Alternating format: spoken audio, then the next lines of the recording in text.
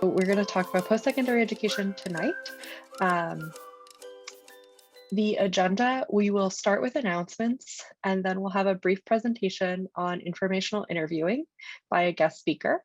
Sade will then give us an intro to post-secondary education. We have some wonderful guests here volunteering their time to do a post-secondary education panel here to answer all of your questions.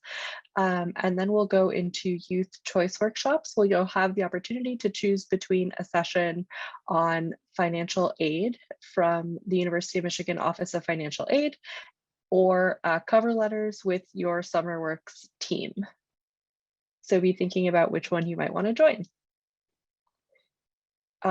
So our announcements for this week, reminder that the Midsummer event is July 14th at 6 p.m. Employers and mentors are welcome, so bring them with you, invite them along, tell them to come to celebrate making it halfway through the summer with us. Career Sneak Peek Week is the week of August 9th. There are 25 speakers who will talk about their current jobs, their career trajectories, and answer any questions that you have about how they got into those roles and what it took to be there. It's an opportunity for you to explore careers you may have already considered or ones that are completely new to you. The events are also open to the broader Michigan community, so please feel free to forward the website to anyone you think may be interested. Everyone is expected to sign up for at least 2 talks and submit forms to demonstrate that you were reflecting on the content of the sessions. And as discussed earlier, this is a program deliverable. As a small bonus, if you attend the most number of sessions, you will win a $50 gift card. And if there's a tie for the most number of talks attended, we will raffle off that gift card. You should also be receiving emails today or in the next couple of days from your success coaches or Dallas in order to sign up for one-on-one check-ins, which are the week of July 20th, or if you're in Jordan Fisher's cohort, the following week. These check-ins are required. We will talk about how things are going for you, your expectations, and whether you're getting what you need and want out of the summer. And if you have an internship, we'll also talk about feedback we have received from your employer. And then finally, I'd love to introduce someone who will be joining the team for the rest of the summer. Trevor Bechtel is currently the Student Engagement Coordinator for the University of Michigan Poverty Solutions, and he will be joining us as Zoe is out for a couple of weeks. Trevor, would you like to say hi? Hi, everybody. It's great to be here. I am looking forward to this session and looking forward to seeing all of you in sessions to come. So it's nice to meet you. See you again soon. Thanks, Trevor. And with that, we will talk about informational interviewing with Kathleen Creel, a PhD currently at Stanford University. Hi, everyone. Thanks for the introduction, Olivia. I will just share my screen. So, informational interviewing is a really powerful technique that you can learn a lot from. So I want to just give a brief overview, and then I'm going to interview one of the many distinguished people we have on the call today. So the idea behind informational interviewing is that it's a focused information gathering session with someone that you want to network with that's supposed to be informational for you, hence the name. So it's giving you the insider point of view for some kind of career path that you might be interested in. And one of the things you can do when you're trying to figure out what you want to do in the next couple of years is informationally interview a lot of people and just get a sense of what's out there. So it has 2 purposes. So the first purpose is just learning. So it's for you to learn about what's good or bad about a job or an organization directly from someone who works there, from someone who does that job. And as I said, you can use that information to choose between career options. And this is really valuable because it's way too time consuming for you to have to do every job in order to try it out. So it's better to just ask people who are doing it and learn from them. You can also get some insider information about how to be competitive for that role. So what would it take for them to accept someone doing this job?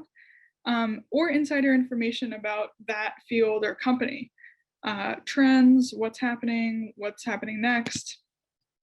There's a secondary piece to informational interviewing that's a bit trickier. And that's that, whoever you're talking to is someone that you could develop as a contact. And how would you do that? You would impress them with your professionalism and with your sincere interest in their line of work and their job. Once you've had this conversation with them, now you know someone inside of that organization, which could maybe give you a foot in the door. And you can also discover opportunities that haven't been posted yet. So this is sometimes called the hidden job market. There might be, someone might tell you, hey, it sounds like you're interested in doing this. We actually don't have a position open for that right now, but we're going to in 2 months or something like that. So then you have information that can help you prepare and get your application ready for when that position is open. So how do you find someone to interview? There's sort of two tiers here. One is a warm contact, which you might have already heard about. And the idea here is that if there's a mutual connection between you and this person you're interested in, that gives you a way to gain credibility with them because you already know someone in common. And so they know this person is recommending you. So start with the network you already have, especially the SummerWorks staff and the mentors, and just say, hey, do you know anyone in this industry? Do you know anyone who does XYZ? And try to get a contact that way. But you can also contact them without any kind of introduction, a cold contact. So you can email them directly if you can find their email. You can use the social networking site LinkedIn to connect with them. That's more common than you would think. So what would this kind of contact look like? So here's a sample email that I'm pretending to write. So I say, okay, here's my name. Here's who I am. That's not actually who I am, as you'll be unsurprised to learn. But I just briefly introduce who I am. And then I say, how did this connection happen? So in this case, I'm saying, oh, my supervisor, Zoe, gave me your contact information and suggested that I reach out. So I'm explaining what the contact is. But if you don't have a contact, that's totally fine. You can just say, hey, I saw on LinkedIn that you have this job. And so I thought I would reach out and ask you these questions. So you just want to explain how you came to be emailing them. And then what's your reason for contacting them? So what is it that you want to get out of this meeting? So then you want to briefly explain what you have in common.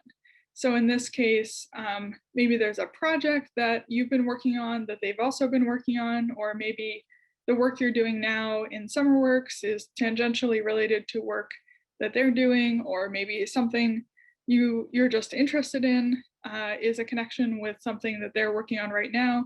So just kind of make it clear why they're a person that makes sense for you to reach out to.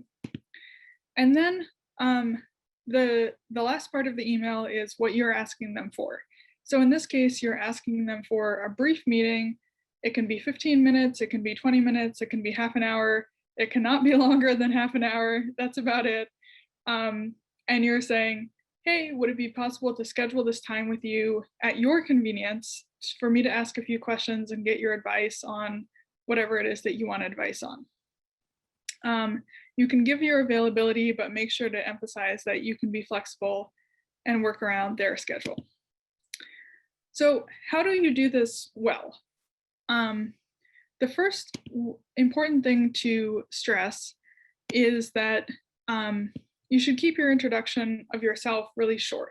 So you're sitting there, you're at the coffee shop or wherever you are.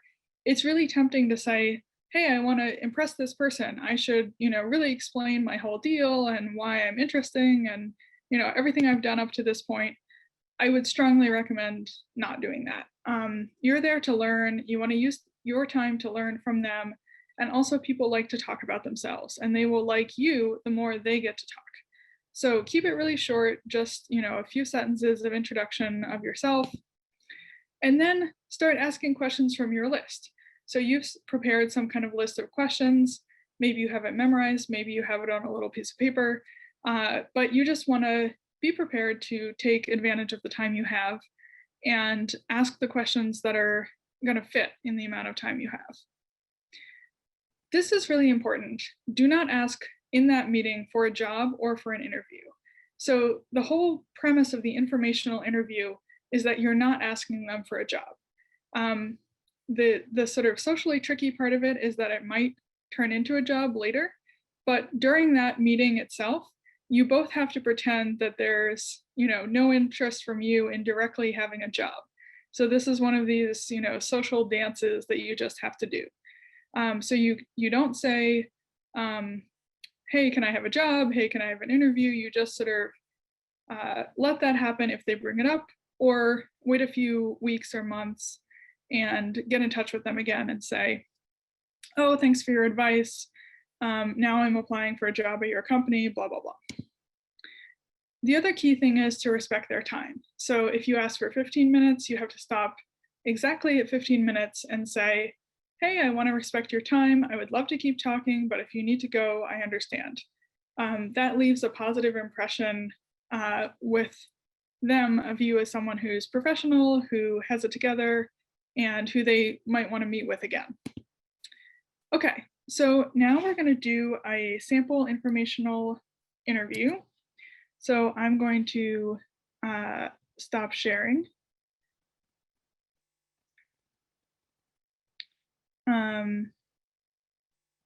Okay, great. So in this informational interview, we are pretending that I am interested in getting an MBA, which who knows, after this interview, I might be. I might just, change my whole life.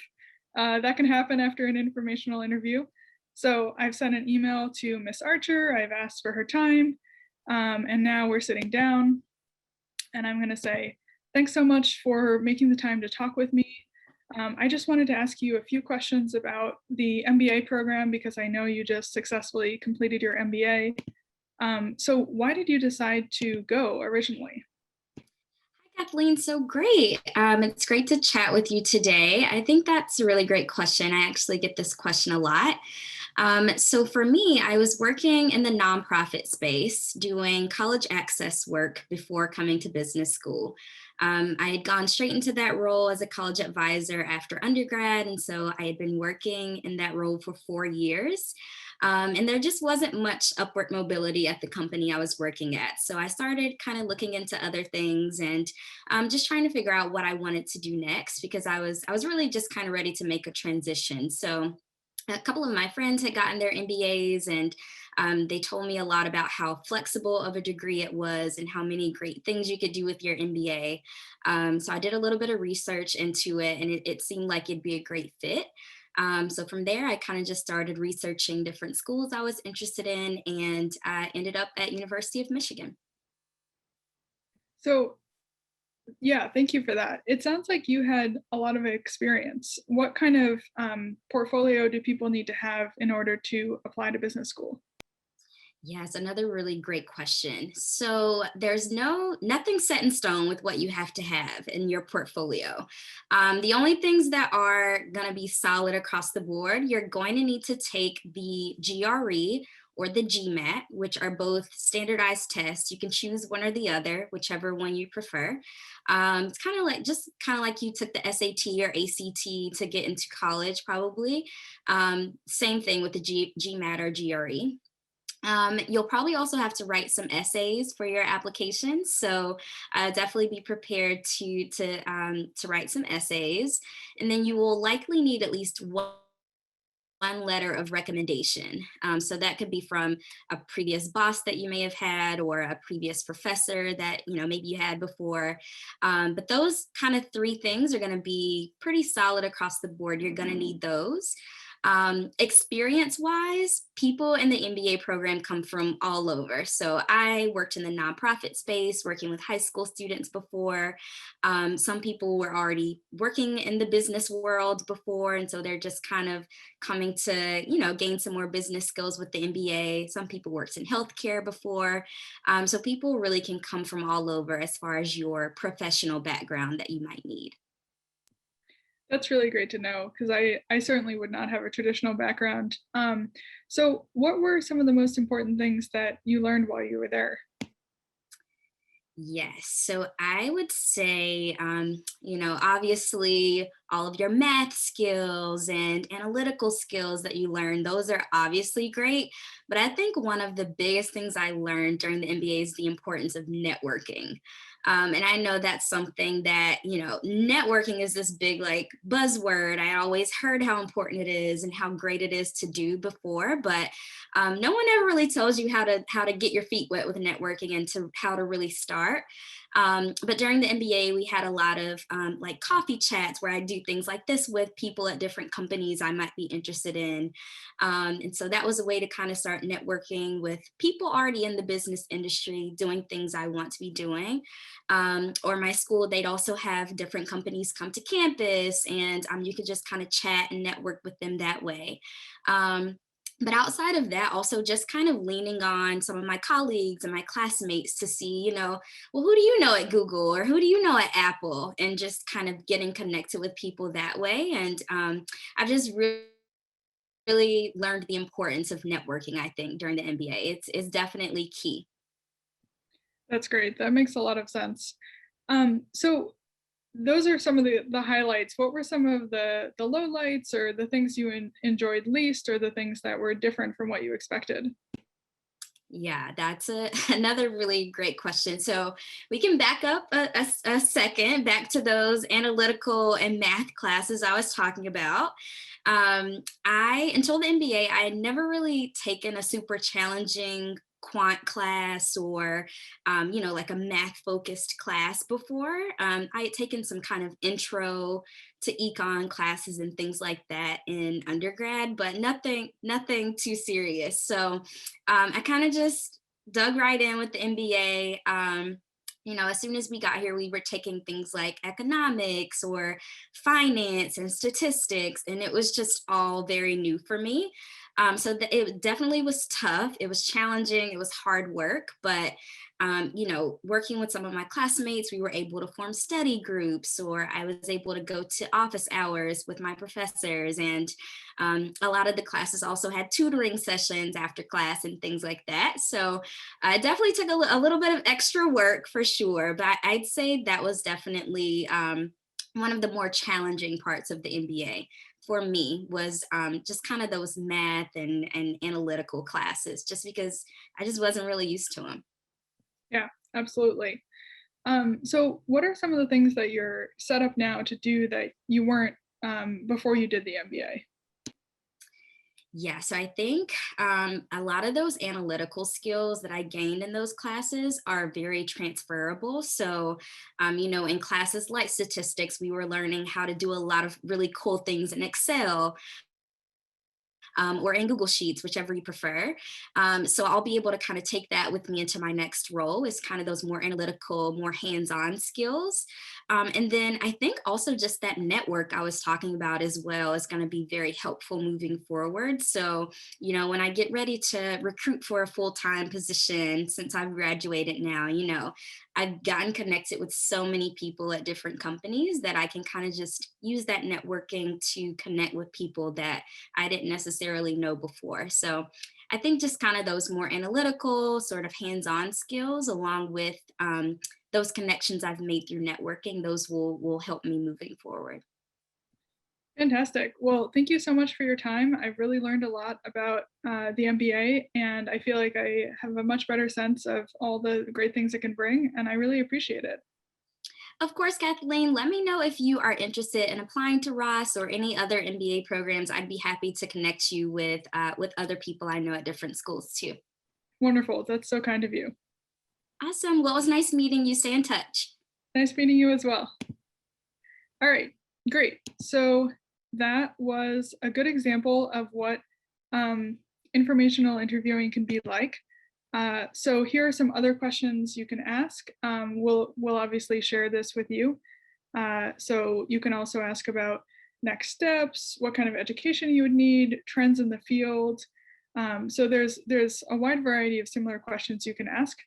And that's it for my section, but feel free to get in touch with me. I'll put this email in the chat and ask me any further questions you would like. Thanks a lot. Thanks so much for joining us, Kathleen. And thanks for demonstrating how to let the person you're informationally interviewed do all of the talking. You did great getting information from Sade, and I know I learned a lot, and now maybe would also like to put my life in a blender and go to business school. So let's see what happens. Everyone's going to business school 2021. Woo! And with that, I'm going to screen share again, hand it over to Sade so that she can give us a little introduction on post-secondary education. Awesome. Thanks, Olivia. Hi again, everyone. So we're going to transition a bit to talking about post-secondary education. I know this is probably another kind of buzzword you've heard a lot, but maybe you're not exactly sure what post-secondary education really means or what all is included in that. So when you're thinking of post-secondary education, it means any education or training that happens after high school. And that could be community college, it could be a trade school or an apprenticeship, an industry certificate. So let's say, you know, maybe you want to go to barber school or cosmetology school, and then also a 4-year college or university. So it can be any of these things. Any of these are considered post-secondary education. And I think I'm passing it back over to Olivia now. So we'll jump into our post-secondary education panel. I will introduce our panelists, and then they will speak to us about their experiences with post-secondary education. Each of them will say a little something, and then we'll open the floor to questions that y'all might have for them. You can put them in the chat when we open the floor, or you can come off of mute to ask your questions.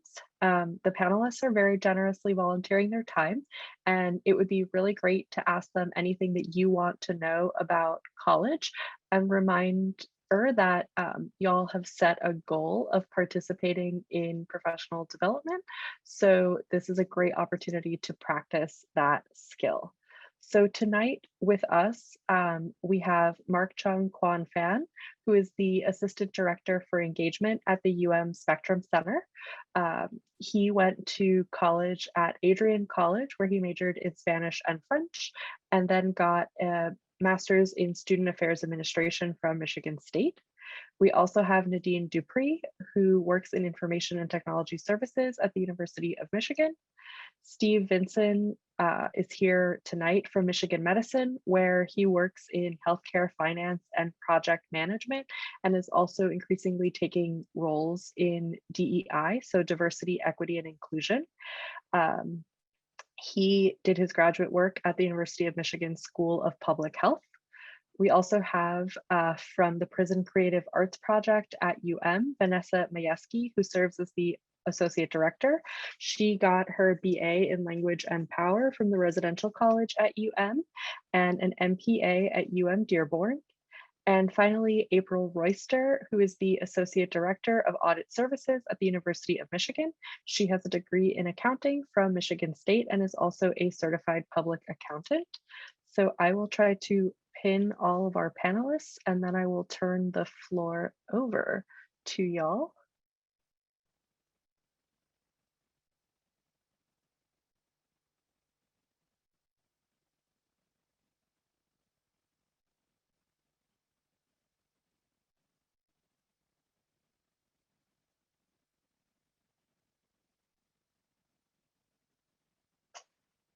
Okay, thank y'all so much.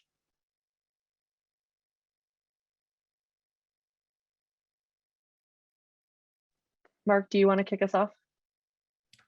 Sure, yes. Hi, everybody. My name is Mark again. I go by the pronouns him and his, and I'm actually going to be starting a new job in a week as the inaugural Director of Student Life at the School of Arts and Design at University of Michigan. So if you are an artist, a designer, or excited about creative things, this is definitely a school to check out.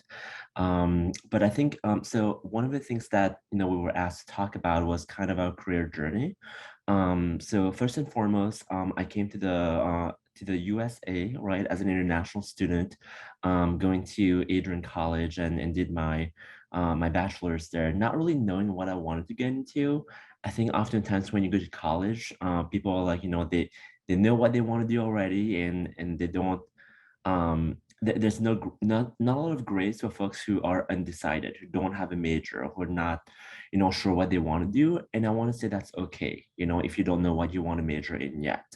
So that's the first advice I would say I would give, if you are considering going to college already.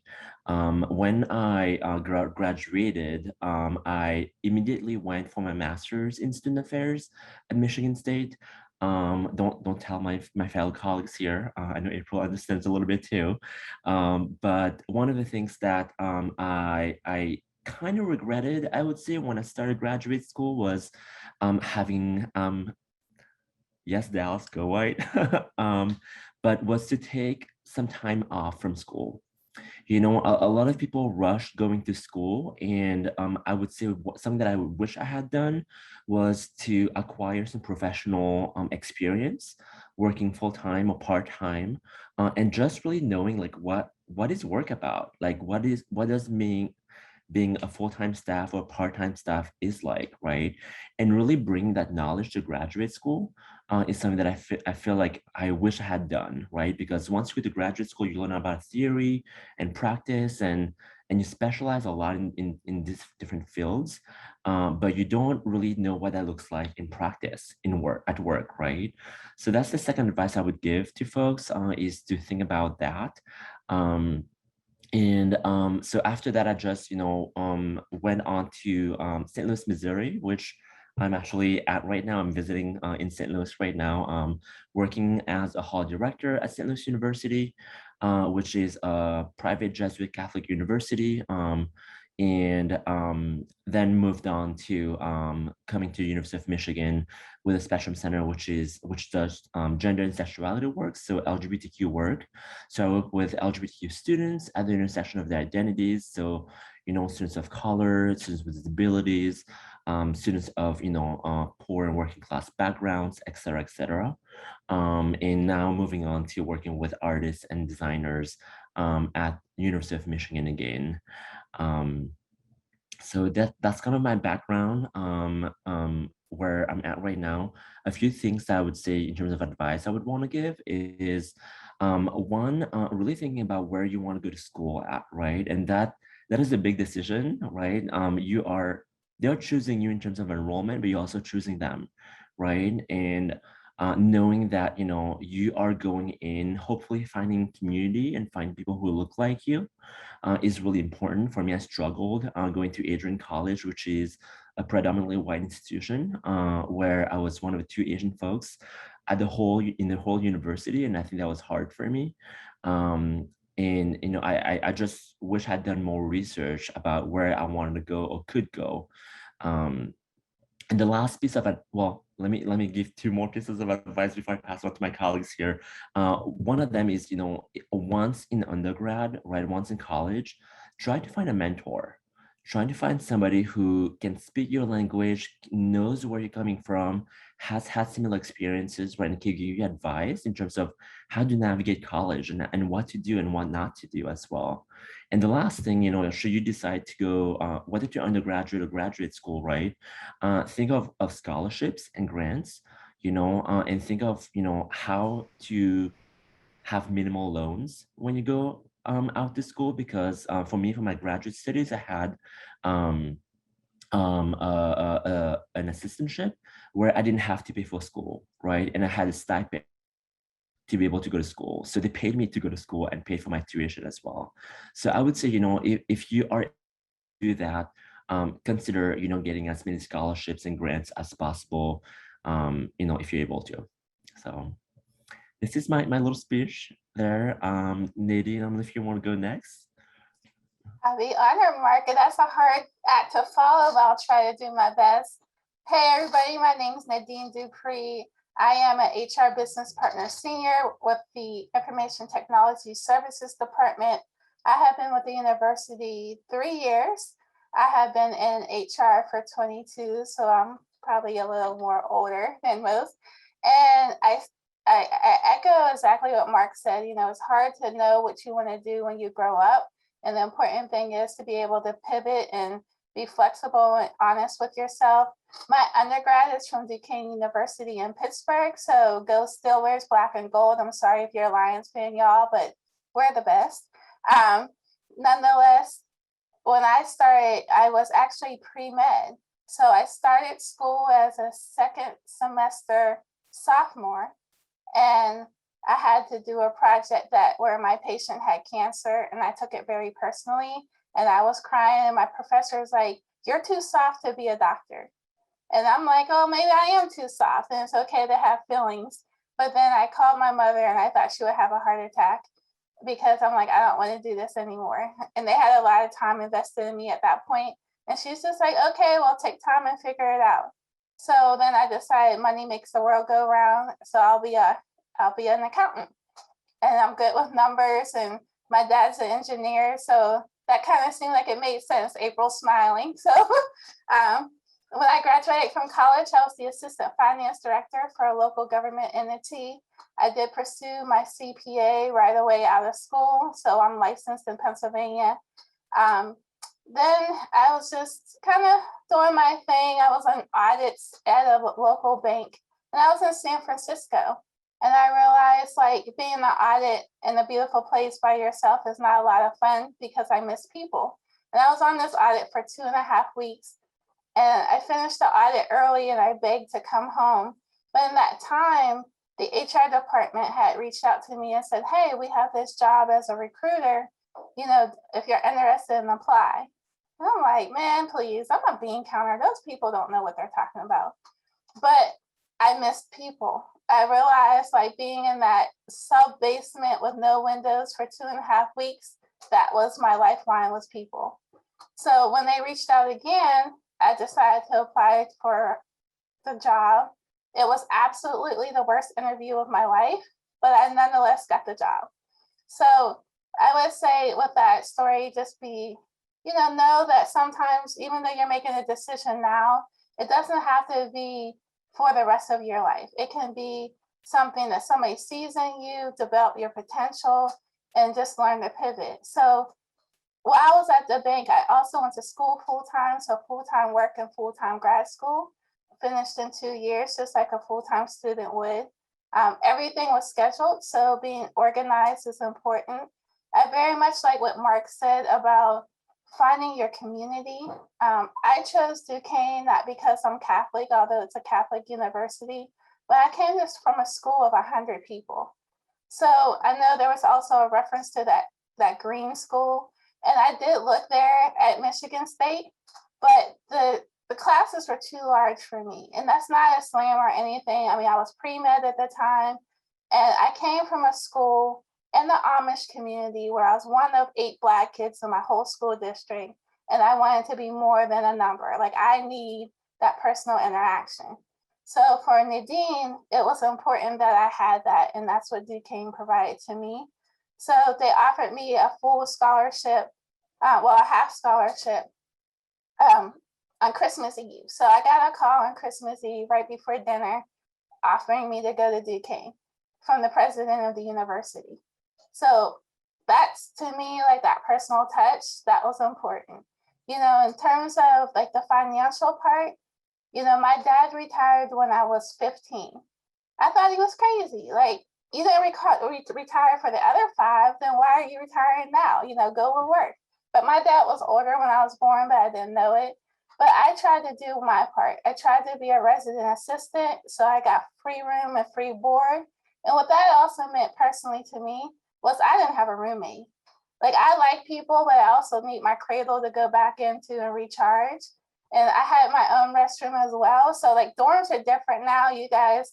I don't even think they have the dorm style that they had when I went to school, but that was important. So really knowing what you want to do, definitely networking and building relationships, you know, and being meaningful about it. I absolutely don't like when somebody comes to me 10 years later asking me, hey, can you help me get a job? Like, do we have a relationship? Or are you just using me for that next level? So be intentional about your relationships and go and be great. Thanks for your time.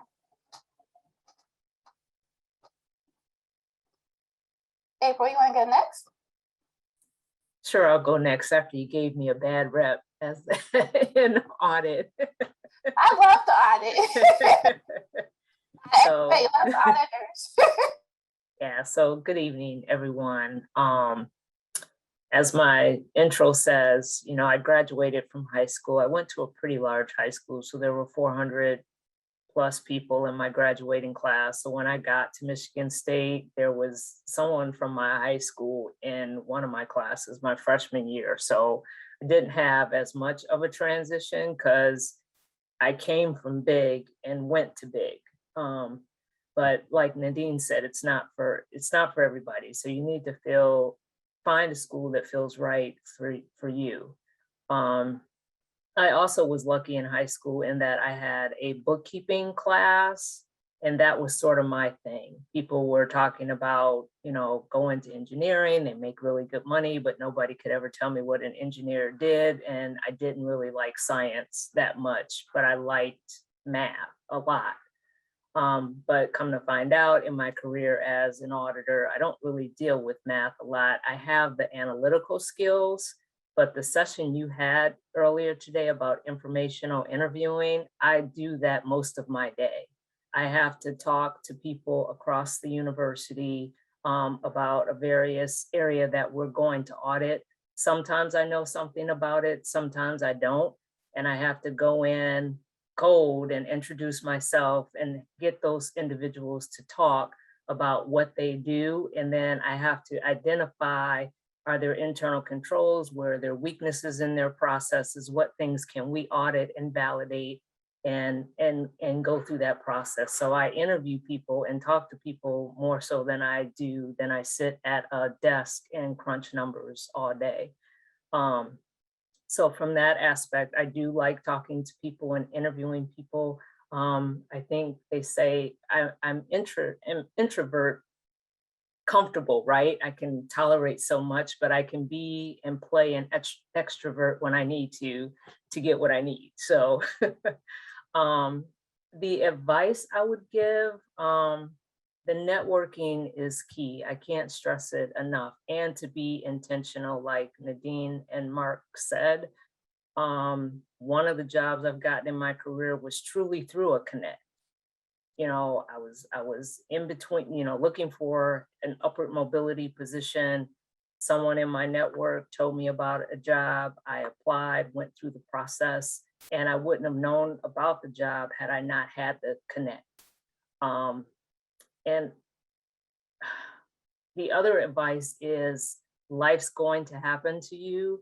So one of the things that I always thought was like, if you check all the boxes, you know, you'll just constantly go up and your career will move. And nobody said that life is probably going to punch you in the gut at one point or another, and you may have to take a pause in what you're doing, and that's okay. And to know that that's okay. You don't want to stay in the pause if you don't want that to define you and defeat you, but you may have to take a pause to regroup and get yourself back together and then keep moving. And that part is okay. And no one ever told me. It was always like, you know, go to school, get good grades, do this, do that. And you're checking and saying, yep, I did that. And then nobody says, well, when something, there's a hiccup in the plan. So, and just be open, take advantage of these sessions. I graduated a long time ago, and I had to apply to college on my own. My parents didn't help me. They didn't know anything about it. stuff like this is so valuable. So I can only encourage you to just get the most out of it, ask questions. Even if you don't want to ask a question today, reach out to us on the panel or people like that. We're happy to talk to you. This is why we give our time to support young people. So just take advantage of it. Steve. Thank you, April, for passing that off. And my name is Steve Vincent. I work for Michigan Medicine, as Olivia said. So many wonderful nuggets shared by Mark, Nadine, and April. So I probably will repeat myself a little bit. I grew up in Troy, Michigan, which is a suburb of Detroit. Went to a pretty large high school like April. Went to the University of Michigan. Not a lot of Black folks in Troy, not a lot of folks of color. So I went to the University of Michigan, which is a very large school. And for me, there's a lot of Black folks. So I reveled in that. I reveled in being around folks who look like me and who had some shared learning experiences. So I floundered around for the first 2 years of college and finally figured out I should probably graduate since my parents were paying for this. So I started to get focused. I got a bachelor's of arts in psychology, which is not what I wanted to do at all. So kind of like April said and Nadine said, sometimes the path you go in or you have outlined for yourself is not where you end up. And then I tried to transition towards more focused in terms of grad school. So I went straight through from undergrad to grad school. I would echo what Mark said. I felt a little bit underprepared when I went to the School of Public Health. I didn't have work experience. I felt folks were a little bit better prepared than I was in grad school. And that may have hurt me a little bit in terms of finding my first job out of grad school. But I did get a master's of health services administration from the University of Michigan School of Public Health, and then went into the health system career. And that's where I've been ever since. I started out in grants and accounting. I was a manager for one of our ambulatory care centers. I've done a lot of finance work. And probably the last 5 years, I really started to get engaged in diversity, equity, inclusion work, which is what I've been focused on. That's not my job title. You will find, or at least right now, a lot of folks that work in DEI, that's an add-on for them.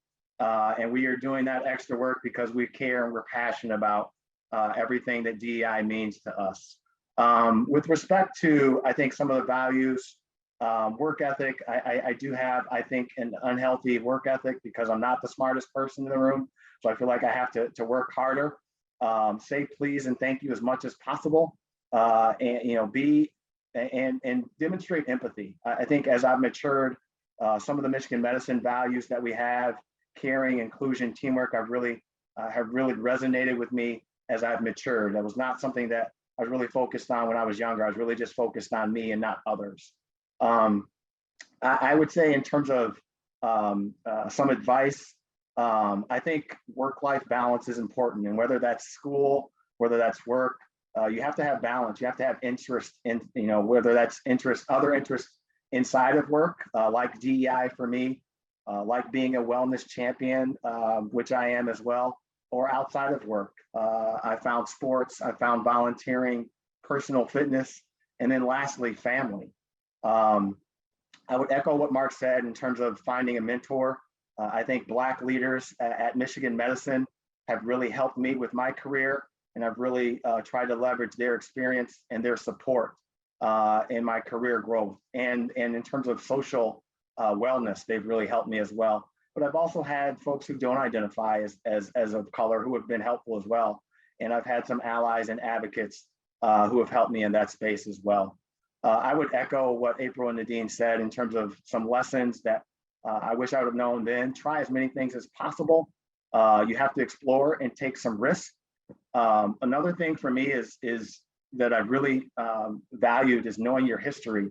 This was not a real important thing for me when I was in college. I actually had a fight with my best friend in college about it. He was taking some African-American history classes, and he suggested that I take them.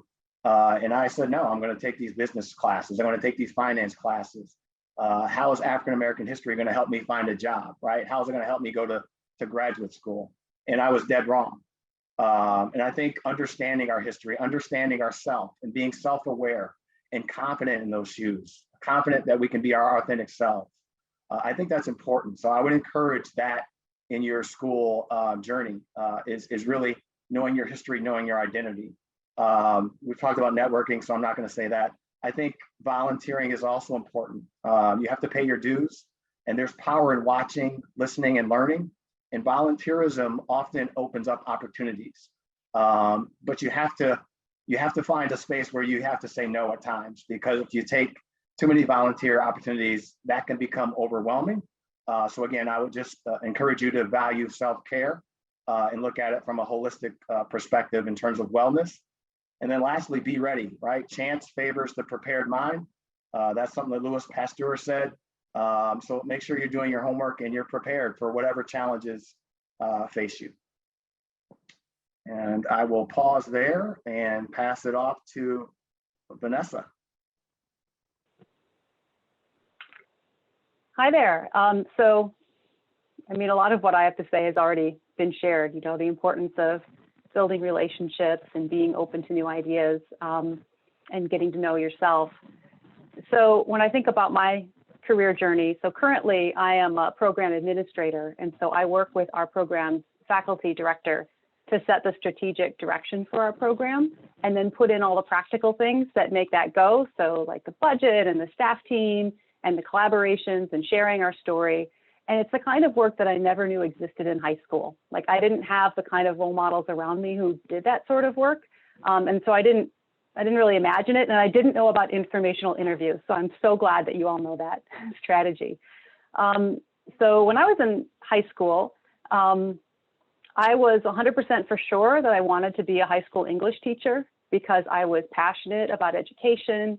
I knew that whatever work I did in the world had to be working for a positive difference in the world, and that I needed a stable income. And so I thought, okay, these three things equal English teacher. And I wasn't taking what would now be my first piece of advice, which is just to honor your path, like as you envision it, but also be open and recognize that you may be awesome at things that you don't know about yet. And so I entered school and I'm like, okay, like here I am, I'm at U of M. I'm going to get ready to be an English teacher. And as part of my financial aid package, I had work study, which underwrites your employment at the university or at nonprofits, which is another thing I'd never heard of. It sounds like maybe you all have, you know, businesses whose bottom line is making the world a better place versus making money for their shareholders. And I was blown away. I was like, oh my gosh, what are these things and how can I be part of them? And so I had the opportunity through work study to try out to be part of different organizations, to expand my view beyond campus, which if any of you are coming to U of M, it's really easy to get sucked into just the diag for like that first year. And it also let me try lots of different positions. And so that would be my second piece of advice, which you've already heard, but I'm going to reiterate, which is just to pay attention to what is feeding you and draining you. And I know Nadine talked about this being in that basement. So I thought that what fed me was going to be with high school students all day, every day. And then I had a summer being with high school students all day, every day. And I loved it when I was there. And then when I got home, I was completely spent and really rude to all of my roommates. I was not good to be around.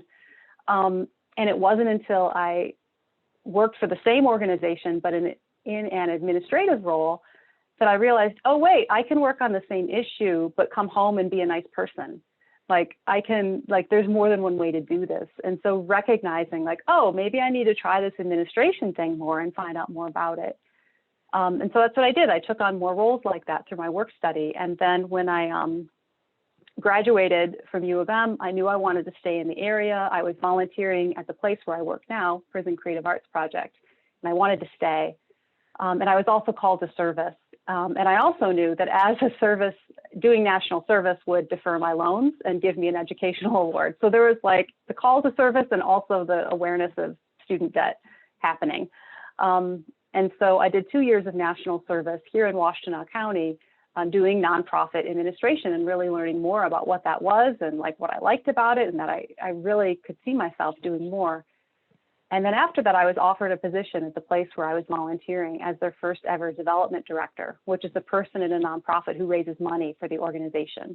And I spent the next 10 years doing that and growing the organization, growing as a person.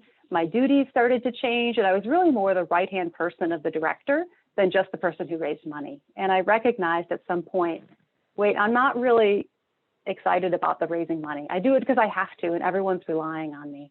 But I really like this other stuff better. How can I do more of that? So again, taking that time to reflect, and through connections, I was able to learn that a position was opening up, managing a coalition of organizations working on the same issue, literacy, that I had been working on for the last 12 years. It's like, sweet, like I will try that. And similar to that basement moment, I was a one-person staff team working alone almost all the time, and it was so lonely. I realized, wait, I like administration, but I need people.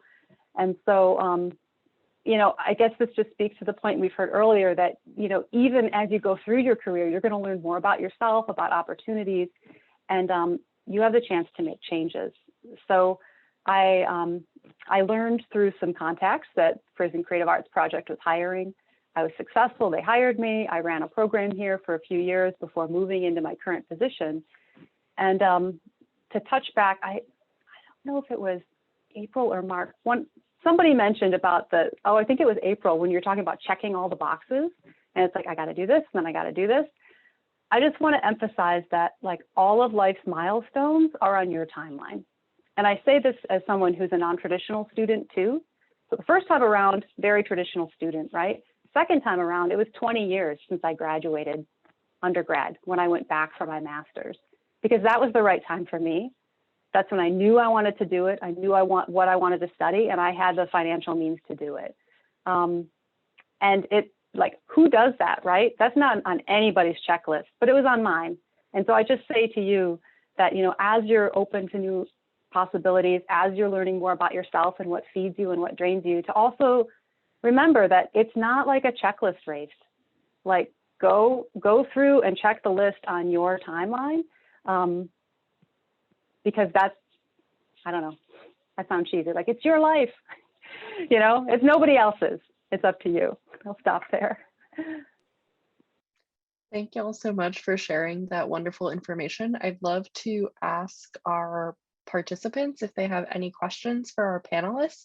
You can feel free to come off of mute or drop them in the chat.